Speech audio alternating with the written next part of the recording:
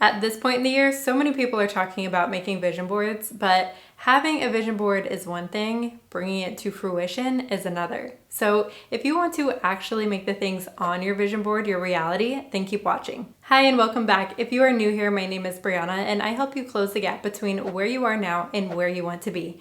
So if that is something that you are looking to do this year, then you should subscribe and stick around. Now let's chat about how you can reverse engineer the dreams that you have on your vision board and turn them into tangible results. So first things first, your vision board. Whether you have a vision board, you want to make one, or you just want to make a list of the things that you want to bring in your life, the whole point of this first step is to have a clear vision of what you want. What do you genuinely want to work toward bringing into your life? What lights you up when you think about that thing being in your life? What do you want to prioritize in your life right now? It can be really fun to go and find a bunch of aesthetic pictures and throw them all together, but I highly recommend listing out what it is that you want, what it is that you want to bring into your life, what it is that you want to work toward, and then go and find pictures that are a great representation of that. Now you can have all sorts of things on your vision board, including things that you don't actively plan on working toward right now, or things that help represent the vibe you're going for. But ultimately, we do want to have things that create a very clear picture of what it is that you're working toward, or to at least have what you're working toward bringing to fruition listed out in some way. Whether you have a vision board or you have a list, this can be so useful, and you want it to be somewhere that you can very easily access it and refer back to instead of just trying to keep all this stuff in your head. And I would love to know, what is one thing that you have either on your list or your vision board that you are so excited about? Go ahead and let me know in the comments below. So now let's reverse engineer these goals. Based on what you have from the first step, what do you actively want to work on right now? We don't want to set like 10 goals because then we can easily get overwhelmed and our focus is being pulled in so many different directions that tends to get us nowhere. So you know yourself best. Maybe you know that setting one goal initially to just focus on that is best for you.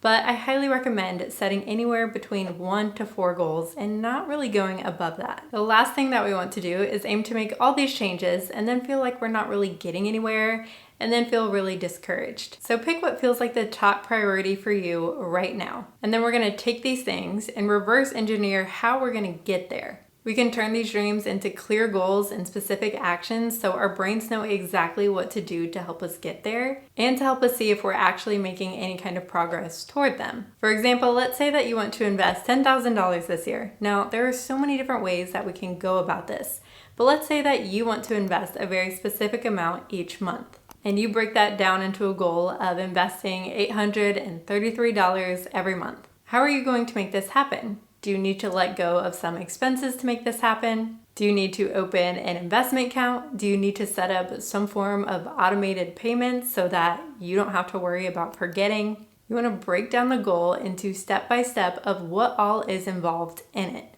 If you want to write a book, what are the steps that go into that? Do you need to set up meetings with anyone? Do you need to do any kind of research? How do you want to go about actually setting goals around writing the book? Maybe you want to set deadlines for yourself. If you want to eat healthier this year, what does that actually look like for you? What clear and specific actions can you take to help you progress toward your vision of eating healthier? Your goal action can change as you start to change, but for example, maybe the initial goal is to plan out your weekly meals and then make sure you go to the grocery store each week to get everything you need. So list out the main goals or focuses that you picked out, and then for each one, you want to reverse engineer what you're going to do in order to get there. What steps are involved? What goals can you set for yourself? Maybe you need to set certain deadlines. And then we want to put things into the calendar. When are you going to do these actions?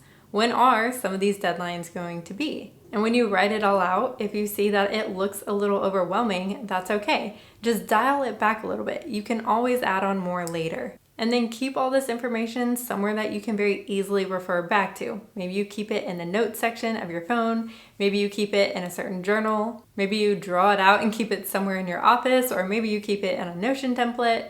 It doesn't really matter where, but we want to be able to very easily refer back to it. And that will serve not just as a way to keep things top of mind, which is so helpful and so important, but it also serves as a way to help hold yourself accountable and make sure you're on the right track. Because we are here not to just make a vision board, but actually bring them to fruition, we want to make sure that we have a way to hold ourselves accountable and to set up some kind of system where we can track our progress. And if your eyes just glazed over, if you feel a little less excited, I totally get it. But successful people don't just do things and hope they're working. They keep track of things and hold themselves accountable. They pay attention to what's working and what's not. And then they make adjustments if needed.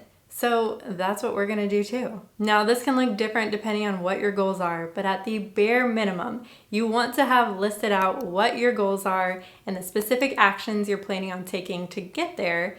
And then once a week, have a little check-in with yourself and be honest as to whether or not you're showing up to these goals. And if not, what might need to be adjusted, or how can you better set yourself up for success in the coming week? Now, a check-in is great. And again, that is bare minimum. We want to be holding ourselves accountable, friends. But ideally, we would also be tracking some kind of data just to be able to have some objective measurement that we can refer back to, because it is so easy for our brains to come up with stories when those stories often aren't very true. For example, maybe we feel like we've been going to the gym a ton because we're thinking about it a lot. It's on top of our mind. We have that goal. When in reality, maybe we've gone only 3 times in the past month. Or the vice versa could be true, where we feel like we're not making any progress. But because we have objective data, we can look at it and see, oh wait, my brain's creating the story that I'm not really getting anywhere, but because I have this data, it shows I actually am. And that can do wonders for helping us keep up with the actions that are ultimately going to get us where we want to go. So maybe you have a habit tracker. Maybe you create spreadsheets. Maybe you lay everything out all in one place somewhere like Notion. It doesn't really matter what, but you want to think about, okay, for the goals that I have, what kind of metric can I track? And what kind of tracking system am I most likely to actually keep up with? And one point I really want to make about data is that data does not have to mean anything. It does not inherently mean anything. It is just information. Data is just data. It's neutral. It provides us with some insight and information, and then we can decide what to do based on that information. Both with hard data and your own behaviors, when things aren't going as planned, approach it as something to learn from. What kind of information can you get out of how things went or your seeming lack of progress? Let yourself feel frustrated or disappointed or whatever kind of emotion is coming up. That's normal. But then approach things as if you were running an experiment and using that information to help inform what you can do differently in the future. And when you go to check in with your progress, remember that changes in the frequency that you're doing something, changes in how you think about something or respond to something, or changes in how you talk to yourself are all forms of progress too. Now, having some kind of accountability outside of you can be an absolute game changer. So depending on what your goal is, it may be worth finding someone who you can work with. Finding some kind of coach who can help guide you and help hold you accountable. But now let's talk about being this version of you, being the version of you who has the things on your vision board. Creating these kinds of outcomes in your life is so much less about aiming to do these things and is more about becoming the version of you who does these things. And that requires changing how you think and setting up systems, routines, and an environment that supports these goals. Our brains love to fall back into what's familiar, so don't be surprised if you notice yourself falling back into old ways of thinking or old habits and behaviors. That is normal, it's okay. But once you have awareness of that, you can choose to push your edges and try embracing new perspectives or new behaviors that better align with your goals and who you want to be. Use your vision board and these goals as a way of calling yourself up to grow and become this version of you. And you can play around with, okay, what is the version of me who has these things, who has these kinds of outcomes? What is she like? What kind of decisions does she make? How does she feel? What does she prioritize? And then you can practice embodying this version of you. What is one thing you can do each day to act like this version of you? And a really helpful exercise is to visualize yourself consistently taking the actions required to get to your goal. Not just visualizing the end result or you with all the things on your vision board, while that may be fun, but actually visualizing yourself doing the things required to get there. Visualizing yourself learning about investing, choosing not to buy a coat so that you have enough for your financial goals, going to the grocery store and buying healthier foods, cooking healthier foods and really enjoying it. And you can make this exercise even more effective by anticipating potential challenges and then visualizing how you'd want yourself to respond, just like top athletes do. So for example, maybe you typically come home from work and you're super tired and you usually just order takeout. What you can do is visualize yourself coming home, feeling super tired, but choosing to make a quick and easy meal at home instead.